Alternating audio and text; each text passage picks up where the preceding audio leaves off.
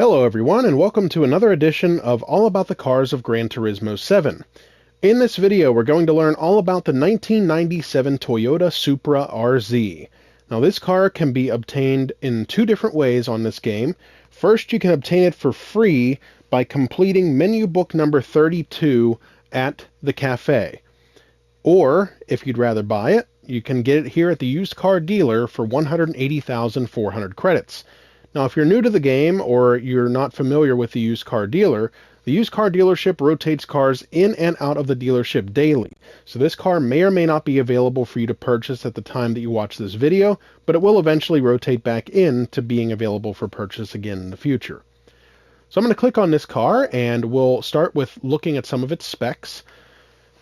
So it comes stock with 512.35 performance points. The drivetrain is FR, meaning that the engine is situated at the front of the vehicle and the rear wheels drive the car. It comes stock with 325 horsepower at 5,500 RPM. The weight is just over 3,300 pounds and the engine is turbo aspirated. Now we're going to click on Learn More and see what Andy has to say about this car. One of the most popular retro sports cars today is the 4th generation Toyota Supra, also called the 80 Supra. At a recent auction, one went for sale for $500,000. That's more than 10 times the car's original price tag.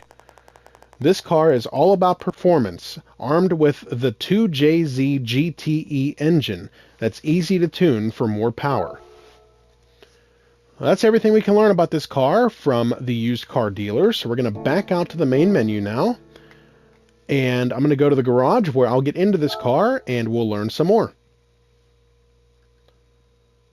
So I'm going to click on Change Car here, and we have to scroll all the way down to T for Toyota. And here we are, and there it is. So I'm going to click on this car, we'll listen to the startup sound, and then we'll learn some more about it.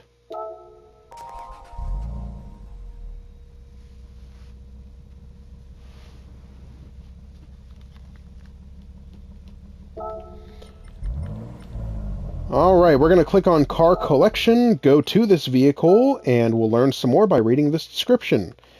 This Supra was all business, equipped with a 6-speed gearbox and Bilstein suspension.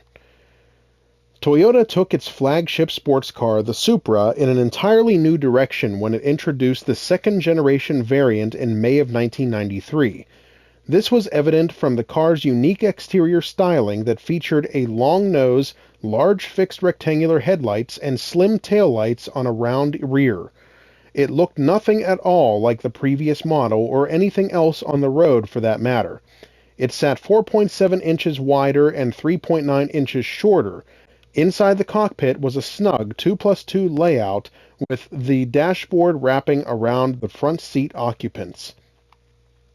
There were two engines offered, a naturally aspirated and turbocharged version of the 2JZ.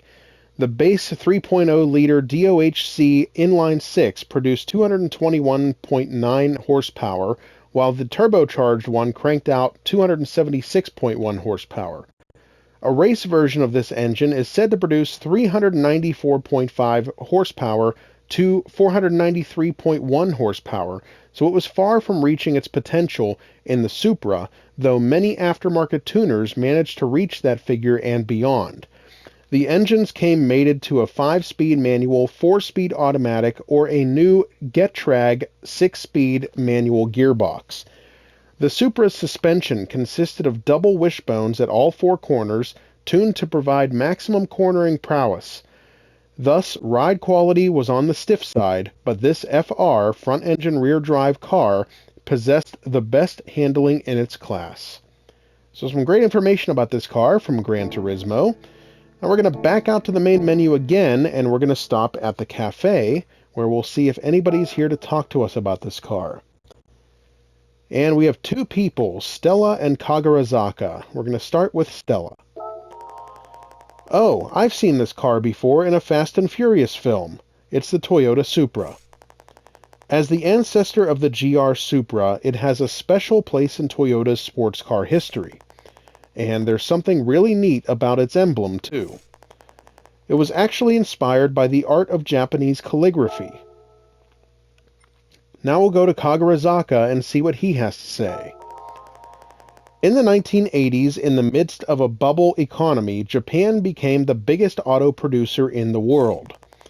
Becoming the leader in the automotive industry requires a lot of thought about what kind of products should be offered. It was a time of ambition and decision. There were lots of discussion of what made Japanese automotive design distinctive.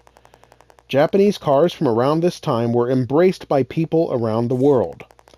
When I first saw the white flowing lines of the Celica or the 80 Supra on the cobblestone streets of Europe, it was as a mind-blowing experience, reminding me when I first saw giant tail fins of a Chrysler in Azabu in Tokyo.